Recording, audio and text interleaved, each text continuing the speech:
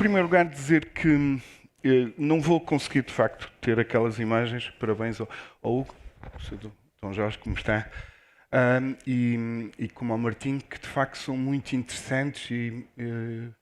Mas, antes de mais, a primeira resposta é à última pergunta, dizer que mais importante que a segurança é com que olhos. Eu julgo que houve um colega que estava aí a falar de jurista, advogado, julgo eu. Mais do que a segurança, que eu imagino que consegue imaginar que vai haver sistemas que vão garantir essa segurança, é com que olhos vamos olhar aqueles documentos. Isto é, quando nós damos a uma máquina extraordinária que faz magia, enfim, entre aspas, com que olhos é que ela vai olhar aquele documento? É isso que me está, acima de tudo, a mim a preocupar como ser humano, está bem? Porque é uma máquina que analisa, como o Hugo disse e bem, com algoritmos, com regras que eu lhe introduzi. Mas quem é que as introduziu? Fui eu, Paulo Novaes, é um colega na China, é um colega nos Estados Unidos. Isto é, são formas diferentes de ver o mundo. E isso é que deve ser a nossa preocupação em primeiro lugar. Dizer também que o progresso humano é a arte de transformar o impossível em realidade. Né? É isso que nós temos estado a fazer ao longo destes últimos anos. E é isso que desde 1990, que foi quando eu comecei a aprender, no primeiro, julgo que o Cressac estava ali, estávamos mais ou menos na mesma altura na universidade. Obviamente tu não foste para a IAD, cometeste esse erro, e eu fui para a primeira opção de inteligência artificial que havia no Minho. E o que nós temos tentado fazer é tentar antecipar e tentar ver de que forma máquinas, sistemas podem auxiliar, em primeiro lugar, podem auxiliar o ser humano a viver melhor. Que é isso que se pretende, é ter um bem-estar melhor. Há bocado falou-se da agricultura, o meu avô era agricultor e, naturalmente, a mecanização da agricultura foi um benefício. Ele começou a ter, em primeiro lugar, capacidade de fazer mais coisas, mas também teve um trabalho menos árduo, e isso é importante em múltiplas atividades. A segunda nota que eu queria referir é que este progresso que estamos a fazer é também um progresso coletivo. É um progresso em que, de facto, nos colocamos sobre ombros de gigantes. E, de algum modo, a maioria das aplicações que os colegas mostraram são exemplos disso. Vamos lá ver. Como é que ele consegue gerar uma imagem? Como é que consegue gerar planos de casas? Porque já houve muita gente que fez casas antes. E nós recolhemos essa informação e tentamos tirar proveito dela. Proveito, neste caso, gerando combinações de casas diferentes, melhores, etc. Como é que se criam os estatutos? Porque já lá está uma base de dados com milhares de estatutos, de milhares de instituições, por esse mundo fora, as disponibilizar e depois, dentro de um determinado contexto, readapta-se como sempre se faz. Já agora, é algo de extraordinário? É magia? Magia porque o faz muito rápido, mas é algo, eu espero que o colega Kim Barreiros não esteja aqui, mas o Kim Barreiros faz isso com músicas, por exemplo. Não é? As músicas dele são, de facto, a repetição de um estilo. Van Gogh, já agora. Porquê que conseguimos identificar como a pintura é de Van Gogh? Porque ele cria um estilo e depois repete esse estilo. E há muitos escritores, muitas pessoas. É essa a reutilização do conhecimento, ou se quiserem, nos colocar nos ombros de gigantes, que é isso que, em termos de evolução, a humanidade tem feito. Bem, é óbvio que o que estamos aqui a falar é de conhecimento e do uso desse conhecimento. Não é? Eu recordo que nós, seres humanos, e voltando à imagem inicial, não somos bons em nada, se nos compararmos com todos os outros seres vivos. Há seres vivos que andam, correm mais, cansam-se menos, veem melhor do que nós. Enfim, eu não conheço nenhum atributo físico em que não haja um ser vivo melhor do que eu. E no meu caso até é relativamente fácil, até porque estou para correr em particular. Mas há algo em que nos distinguiu, que não é provavelmente um atributo até único do ser humano, mas que foi, nós ganhamos uma habilidade excepcional, foi para criar e usar conhecimento. E desde sempre foi isso que que nos colocou no topo da pirâmide do planeta Terra. Tá bem? Já agora eu recordo-vos que nós só temos um medo, um único medo, é que venha um extraterrestre que seja o quê? Mais inteligente que nós. Esperemos que não seja a IA, obviamente. Não é? Porquê IA? Já agora ninguém perguntou, ninguém colocou, mas a IA é a única solução para resolver os N problemas do mundo. Lamento. Não é um diabo, como colocou. E por acaso também uso a do Economist também. Até estava a comentar, não é justo isso. Tiraram, com tantas imagens, tirou uma única que eu tinha, quase. Mas enfim. Eu recordo-vos durante séculos e séculos vivemos no paradigma da Biblioteca de Alexandria. E o que é que este paradigma nos trazia? Era a possibilidade de termos num determinado espaço físico todo o conhecimento do mundo. Isso permitia-me abraçá-lo, digamos, ter capacidade humana de abarcá-lo todo para mim. E daí resultaram os grandes filósofos, grandes pensadores, como por exemplo o Papa Silvestre II, que era um homem muito sábio na Idade Média, e que era tão sábio que nós súditos dele, achávamos que ele tinha uma máquina que o ajudava a responder a perguntas. Estamos a falar na Idade Média. Logo, já nessa altura, de algum modo, nós sabíamos que provavelmente uma parte desse conhecimento poderia ser nos dado por, digamos, o auxílio de máquinas. Só que a Biblioteca de Alexandria já não existe. E mesmo que existisse, tinha um problema. Não cabia lá todo o conhecimento do mundo. Hoje a Biblioteca de Alexandria chama-se Internet. E como devem imaginar, até porque o espaço é virtual, não dá muito jeito de navegar, mesmo com estas simulações todas que nós fazemos e criamos. E principalmente porque eu não tenho recursos, sensores, como ser humano finito e limitado que sou, de conseguir abarcar todo o conhecimento que lá está. Preciso de óculos, talvez, exatamente, mas são os óculos especiais, são os óculos que me ajudam a pôr aquela dimensão toda numa dimensão humana, porque senão não serve para nada aquele conhecimento. Isso chama-se oráculos. Não é? Já agora, na Grécia Antiga, havia um oráculo, o oráculo de Delfos, que nos permitia comunicar com os deuses. Mas os deuses, naquela altura, eram, acima de tudo, deuses do conhecimento. Deuses que nos aconselhavam nas nossas tarefas do dia a dia. O que nós estamos a construir são oráculos. Oráculos intermediários entre nós e todos os dados do mundo e o conhecimento. E que, de algum modo, ponham o conhecimento a uma dimensão humana. É isso que nós estamos a tentar fazer. Mas vamos continuar a precisar de saber falar, de dialogar com os oráculos do que estamos agora a construir. Por isso, para mim, a verdade é que a IA, como foi dito e bem apresentado, tenho que aprender consigo, confesso, porque para cativar os alunos não é assim tão fácil. Aliás, estava a falar com o meu colega José Queixac sobre esse assunto. Já não é uma coisa distante, é uma coisa do dia-a-dia, e para mim, muito mais importante do que tudo é saber o que é que eu quero e para onde eu quero ir. E isso, de facto, em alguns momentos, me está a preocupar. Ela já não é ficção científica, está a modelar o mundo de uma forma que, porventura, nem nós que trabalhávamos na área nunca imaginamos. E a rapidez da mudança é, de facto, extraordinária. E agora, o que ela está a acontecer é um pouco, está a operar à velocidade da luz, a uma velocidade que não é humana. E isso também é um problema. Penso que falou em adaptar, e muito bem. E desafia, de facto, a nossa capacidade para nos adaptar. Bem, quando eu comecei, nós falávamos sempre que era uma máquina, era a definição do John McCarthy, de Stanford, que falava numa ciência que estuda a inteligência, mas depois falava de uma engenharia que desenvolve máquinas, muito associada a ter um corpo, na altura, robôs, não é?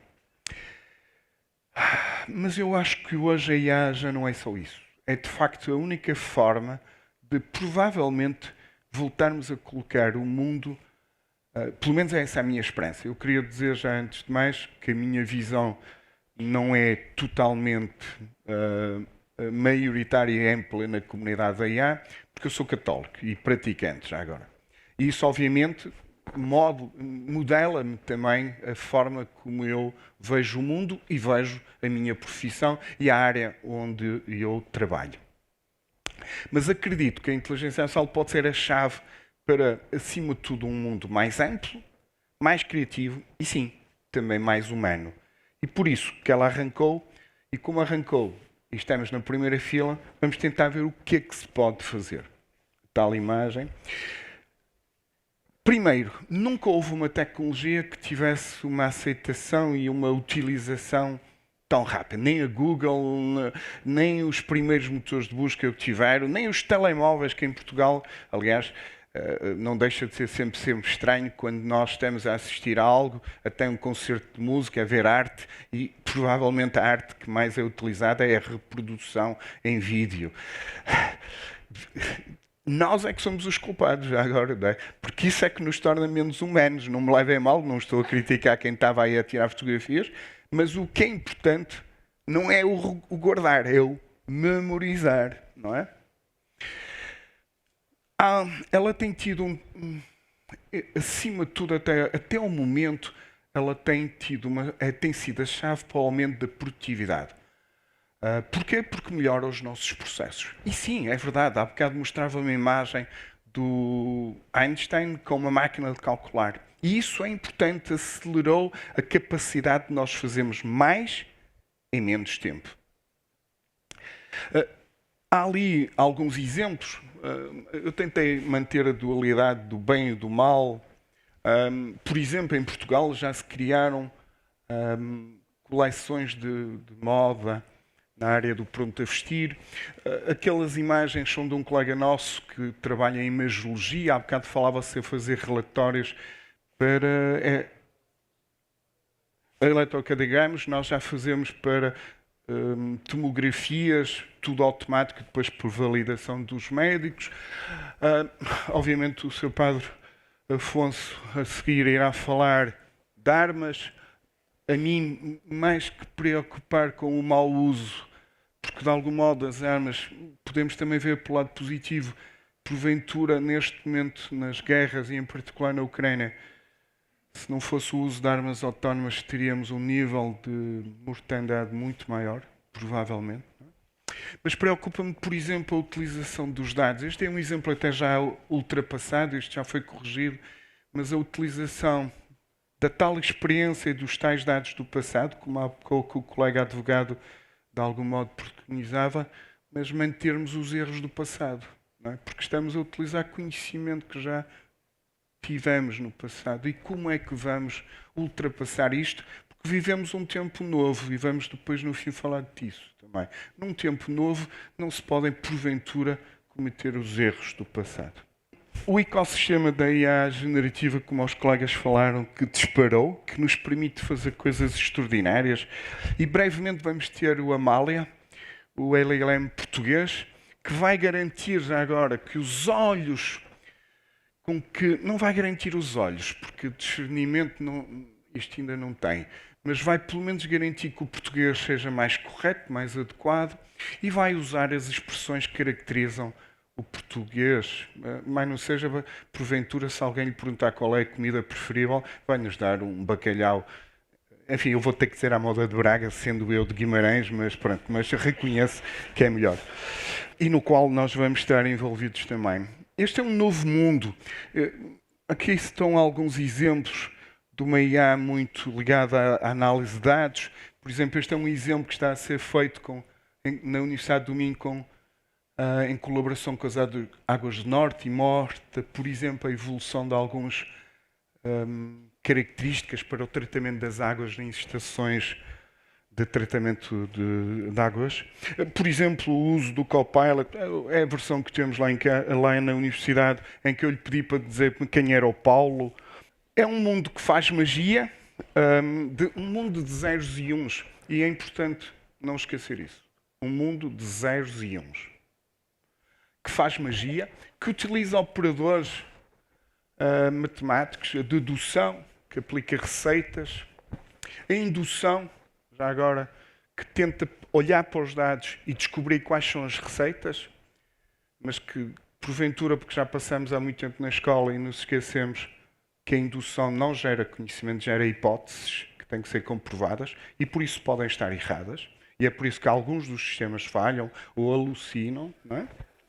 Ou sistemas como nós humanos, que não precisamos de ter as evidências todas ali, olhando para um determinado cenário, conseguimos identificar qual foi a causa. Mas para isso, e porquê que nós humanos... Há bocado alguém perguntava porquê que... que havia uma pergunta interessante que era porquê que gasta tanta energia, ou de algum modo se o sistema gastava energia. Gastam energia porque não tem o ser humano no meio. A grande diferença entre nós e a AI, e eu que sou alguém que trabalha em AI há tantos anos, é que de facto nós humanos temos uma característica que não é fácil de replicar. Compreender o mundo. Vocês compreendem o mundo e aprendem a compreender o mundo desde crianças. A primeira lição que aprendemos é com as nossas mães, que é que nos põem pela primeira vez em contacto com um líquido, que normalmente está sempre para ela frio e para nós está quente. E aprendemos então que nunca devemos colocar uma parte do corpo sem ter a certeza de qual é a temperatura do líquido. Essa capacidade de compreender o mundo faz com que nós sejamos as máquinas mais eficientes do mundo. E faz com que estas máquinas ainda não o sejam. Quando elas compreenderam o mundo como nós, compreender o mundo significa perceber as regras que o mundo tem, que significa... Há pouco estava a tentar dar um exemplo ao seu Dom José. Porquê que quando vão conduzir e um carro passa para a vossa faixa de rodagem, vocês não travam? Porquê? Mas, no entanto, o vosso sistema do carro apita. Até dá uma luzinha, muitas vezes. Até trava se for dos mais eficientes. Porquê? Porque ele não compreende o mundo como nós. Nós sabemos que provavelmente... Bem, partimos do pressuposto que nem sempre é verdade. Que as pessoas não são malucas. Infelizmente, o dia-a-dia nem sempre certifica isto. Mas compreendemos que a pessoa vem para ali porque vai dar um pisca, vai dar pisca e vai mudar de faixa de rodagem ou até vai acelerar e ultrapassar. E isso é o que nos distingue. Que é, no fundo, nós somos humanos. Está bem? O Blaise Pascal falava que o coração tem razões que a razão desconhece. E é isso que eu venho, de algum modo, defender. É o que é que nos resta. Porque, de facto, já vimos que as máquinas, como o Hugo disse muito bem, vão fazer tudo. Tudo o que é... Vamos lá ver. Tudo o que é passível de ser feito com conhecimento que já existe, que é aplicar receitas ou descobrir as receitas. E isso, no 0 e 1, na multiplicação, na adição, nós nunca vamos conseguir ser melhores do que eles. Isso, pelo menos desde que o Deep Blue da IBM ganhou ao Garry Kasparov, que é da nossa geração, desde esse momento nós percebemos que não era por aí que iria ser a salvação da humanidade, de algum modo, que o extraterrestre iria dominar. Logo, o que é que de facto nos resta? E que nenhuma linha de código, que aqui falou-se do código, poderá copiar. É a nossa capacidade de sentir, de criar, porque repetir estilos... Bem, ser criativo é definir um estilo. Dizia o chefe de inovação da Spotify, que é um músico de jazz e, obviamente, um especialista em inteligência artificial. Mas o segredo está em criar o estilo. Não é? E isso ainda é humano. Bem, um colega nosso diz: copiar um é plágio, copiar muitos é investigação. Sem dúvida. Sem dúvida. Mas eu nunca me esqueço da banda desenhada. A maior alegria que o meu pai... aquilo que o meu pai me deu, eu não... Peço desculpa. Foi a possibilidade de ler livros de banda desenhada. E na banda desenhada, não sei se recordam, mas quando estamos a ser criativos, aparece um coup de foudre, peço desculpa que eu li em francês, que era uma trovoada, disrupção. E essa é que é a criatividade. Aquela que, infelizmente, só somos de vez em quando. Porque também aí convém desmistificar. a inteligência nem sempre é mágica. É muitas vezes aplicar receitas que aprendemos. São coisas que nos vêm nos instintos. E só de vez em quando é que somos mágicos. E por isso é que nós temos que aproveitar esses momentos. O que é que nos resta? Sermos criativos, Van Gogh, naturalmente, a decisão humana, porque a decisão não é só racional. Aí, absolutamente... Porque senão já tínhamos andado aos tiros todos uns com os outros. Essa é que é a verdade. Logo, não pode ser só uma decisão racional. Aliás, o professor António Damasio já nos explica isso há muito. Por isso, vamos ter que ser todos... Enfim, lembrei-me de Cristiano Ronaldo, podia ter colocado outra pessoa. Temos que ser, de facto, humanos e fazer a diferença. O futuro vai ser, como o Hugo disse, extraordinário.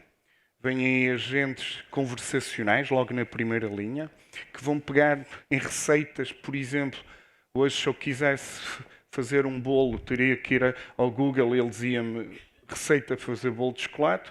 Com estes agentes, eles vão-nos dividir aquilo em tarefas simples, e a cada passo, como um tutor, vão-nos explicar, eu poderei lhe dizer, olha, mas eu não sei o que é bater os ovos. E ele põe-me uma imagem, explica melhor, gera automaticamente um vídeo. Bem, isto replicado, que de algum modo é interagir, comunicar com todos os objetos do mundo. Já imaginaram que é poderem falar com todos os objetos do mundo? Imaginem um livro, por exemplo, em que até agora nós podíamos lê-lo, podíamos ouvi-lo, podíamos navegar, não é? Aqueles livros de 3D em papel, mas agora... que os nossos pais nos dão, mas que agora até há, digamos, vídeos para isso, agora vamos poder falar com ele. Eu vou poder lhe perguntar, olha, porquê que nesta sequência, nesta ação, quiseste fazer isto? Agora imaginem pôr 2 livros a falar uns com os outros. Ou 3, ou 4, ou 5. E eu poder dizer, explica-me lá porque que o Fernando Pessoa faz isto, o Camões faz isto. É este mundo que nós vamos ter. Podermos comunicar com todos os objetos. O que é que vem aí? Não faço ideia. Que nem eu consigo imaginar o que é que isto vai dar. Confesso. Mas comunicar não é simplesmente mandar ordens, que era o que até agora as nossas máquinas fazem. Não, é comunicar com a riqueza que eu estou a utilizar e que já agora foi o que nos permitiu chegar a este ponto. Recordo-vos que já nas primeiras imagens da arte rupestre, o que lá estava não era arte, mas era transmissão de conhecimento, onde se explicava uma coisa tão simples quanto essa. Colaborando, somos mais fortes. E para colaborar, tivemos que desenvolver uma linguagem. E agora, imaginem estas máquinas a desenvolver isso. Bem, um outro problema, para mim, há bocado, eu julgo que alguém colocou uma pergunta que era muito interessante, não era o que eu ia dizer o Camões, era o Einstein, com a máquina de calcular e o que é que ele teria feito. Pois eu tenho muitas dúvidas do que é que ele teria feito se tivesse uma máquina de calcular. Confesso que tenho dúvidas. Porque esse é um dos problemas que nós temos neste momento, nesta sociedade. Que não é bem aquela pergunta que eu faço ali, não é? Que é, quando vocês vão a sistemas, querem respostas ou querem que o sistema vos diga o que fazer. Mas é também, será que aquilo não pode tolher a criatividade? E ficamos tão fascinados pela magia das contas que perdemos a capacidade de criar. E esse é um dos problemas que nós temos. E de soltar a imaginação. Bem, eu falei em reforço da criatividade. De facto, as tarefas da criatividade, no sentido daquelas primeiras tarefas mais mecânicas, que são ver o que é que está a acontecer, comparar, é extraordinário, mas não deixa de ser verdade que mesmo naquele exemplo da criação de moda, no fim estava alguém que decidiu é aquela, baseado num critério humano. Há um aumento de produtividade e há, de facto, isso é extraordinário. Qualquer um de nós agora pode fazer arte, ou pelo menos simular que faz, as fotografias, seja o que for. E há uma democratização do acesso. O que é que provoca? Perturbação dos modelos tradicionais, isto é, de algum modo está a pôr em dúvida o polícia sinaleiro, o arquiteto, o professor, e eu e o meu colega Graça que está ali, estamos a viver um mundo em que não sabemos muito bem como é que vamos ensinar os nossos filhos. Vocês, por exemplo, estão a ouvir-nos há quase que meia hora, no meu caso, julgo eu, o que é extraordinário, porque eu tenho muita dificuldade em garantir a atenção dos vossos filhos, dos vossos netos, se me permitem. Não é? E como num mundo, porque o mundo é igual para mim, como para eles, como para outros, como é que eu consigo fazer isso? Isso significa que vamos ter que alterar completamente tudo o que são aquilo que é o normal. Por isso, todos somos o polícia sinaleiro neste novo mundo, também? Os desafios éticos, eu não vou tocar muito neles, mas são também importantes, que era aquilo que, de algum modo, quando falei com o colega advogado, julgo eu, ou jurista, que é com que olhos eu vou olhar para aquilo. Tá bem? Já agora, quando usam plataformas chinesas, obviamente, já agora, eles têm regulamentos, têm normas de utilização, podemos achá-las que não são adequadas para os jovens, mas também têm. Mas têm, acima de tudo, uma forma diferente de ver o mundo. Os americanos também. As respostas que o ChatGPT dá não são propriamente... Enfim, são mais perto da nossa forma de ver o mundo, mas não são como se vê agora, não vale a pena entrar por aí, mas não são a forma como nós nos habituamos a ver o mundo, está bem? Ou pelo menos como eu gostaria de ver o mundo. Há de facto um aumento de produtividade. Aquilo são alguns exemplos de coisas. Aquilo do Einstein tem a ver com esta questão aqui, já agora, não é? Já nem falo sequer da forma como nós humanos estamos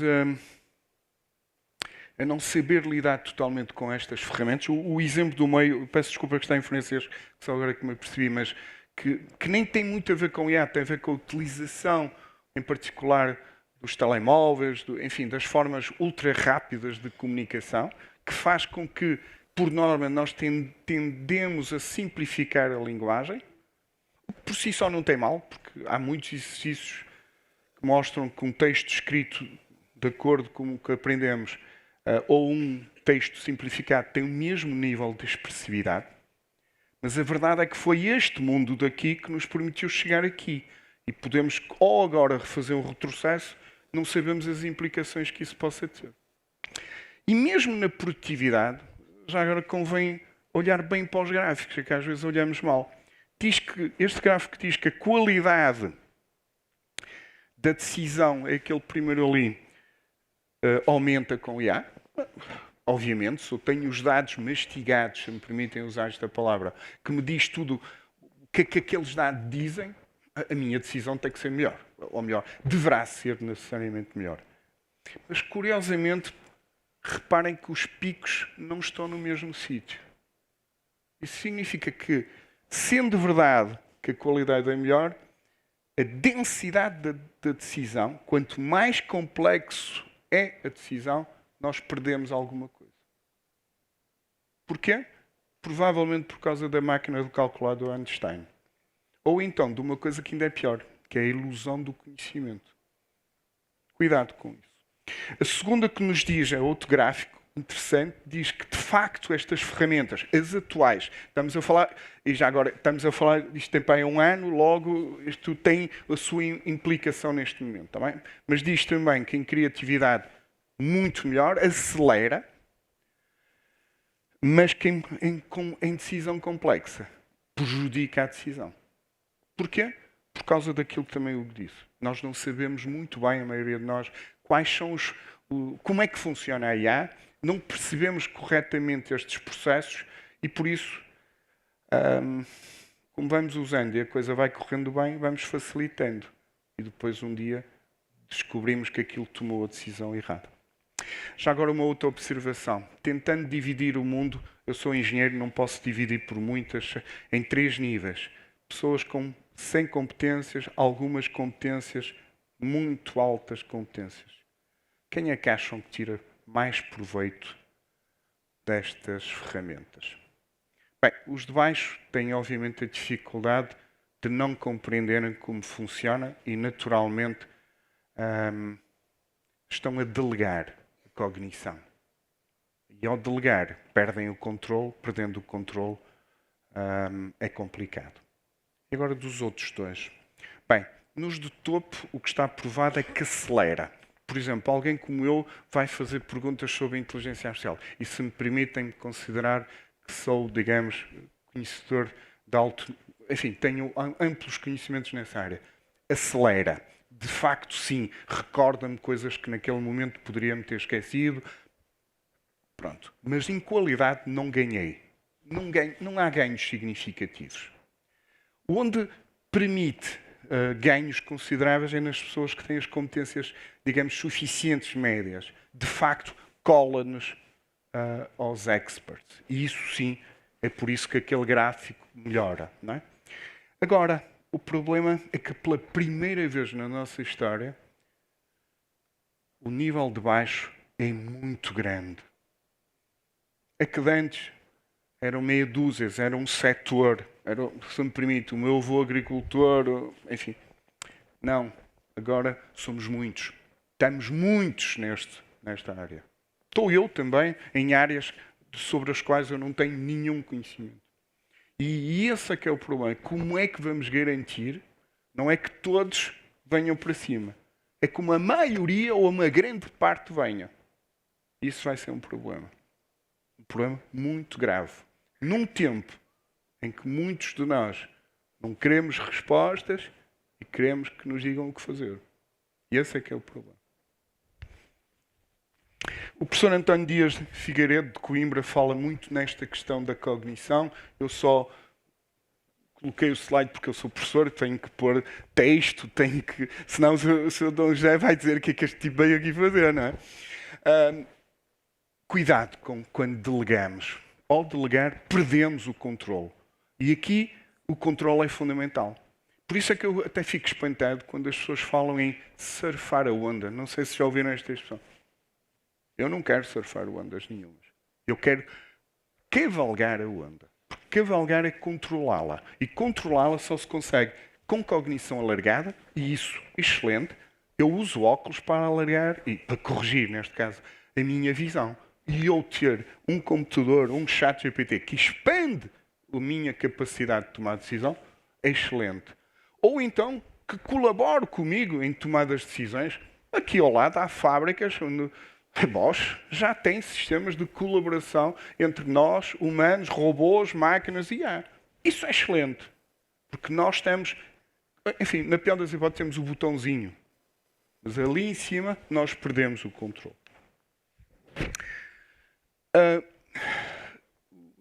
Isto é um sumário, eu peço desculpa, eu uso muito mais. Eu uso as palavras para tentar expressar. E o Superman, ou algo, aquilo foi gerado de lado usando o Dali. E já agora eu faço uma coisa, que é pego no texto e gera-me uma imagem com base nisto. E até acho interessante ver o que é que ele, de algum modo, se sente inspirado por isso. Eu não vou entrar em muitos detalhes, mas diria este em particular. A ilusão do conhecimento está-me a preocupar. Porquê? Porque delegamos e perdemos o controle e perdemos aquela sensibilidade dos detalhes. Eu aprendi, agora voltando à máquina de calcular, eu aprendi a tabuada. Confesso que tenho dedos pequenos e grossos, logo eu cometo muitos erros de digitação. Mas há uma coisa que eu nunca perdi. Foi a capacidade de olhar para o resultado e ter a noção se ele está correto ou errado. Não é? Uma vez riram-se do engenheiro António Guterres, porque ele disse, façam as contas, mas ele tinha a noção do número. De tal maneira que tinha que, quando percebeu que estava a se enganar, parou. E esse controle eu quero tê-lo. E esse controle eu aconselho todos a ter. Na realidade, o que estamos a viver é um confronto eterno entre o conforto do mundo velho e a arrogância do mundo novo. Não é? Esta evolução é um ciclo infinito. E até desde a roda até a Revolução Industrial, sempre foi esta tensão entre o conforto do mundo velho, onde nos sentimos muito confortáveis, eu também, e o mundo novo. Eu até acho que nos Estados Unidos que aconteceu é que o mundo novo está a ser arrogante demais. E explica um pouco do que está a acontecer. E também o facto, não sei se concordam comigo, de facto, de haver muita gente que ainda não consegue compreender este mundo novo. E como é que resolvemos isso? Como é que... Porque, enfim, os moçambicanos têm uma forma de expressar isso melhor que nós, que é ninguém consegue parar o vento com as mãos, não é? Como é que um mundo novo que é inevitável, o Hugo mostrou exemplos em que prova que isso é impossível de pará-lo, porque haverá sempre uma atividade em que nós vamos achar eu quero isso, não é? Como é que o tornamos esse mundo, para além de inevitável, desejável? Que é isso que é importante, julgo eu. Está bem? Vivendo uma sensação do mundo em aceleração, enfim, o passar do tempo é sempre igual, não é? Mas o problema é que a tecnologia está-nos a permitir fazer mais coisas no mesmo tempo. No fundo é uma causa e efeito, não é? E isso é uma sensação um pouco estranha. E para além disso, descobrimos uma coisa que no nosso, pelo menos na minha geração, só se tínhamos a noção que o petróleo aqui ia acabar, que era a única coisa finita que havia. Mas entretanto descobrimos, e por isso alguém há pouco falou da sustentabilidade, em particular do consumo exagerado que estes sistemas têm. Já agora, porque aprender sem conhecer o mundo exige mais dados, exige mais exemplos, não é? E esse é que é o problema. Os sistemas, como não compreendem o mundo, não podem ser eficientes a gerar esse conhecimento. Precisam de milhares de exemplos para ter uma certeza maior, digamos assim, nas regressões lineares, seja o que for que aquilo calcule. Por isso, o mundo não vai ser melhor e pretende-se que seja mais equilibrado. Mas não é só isso.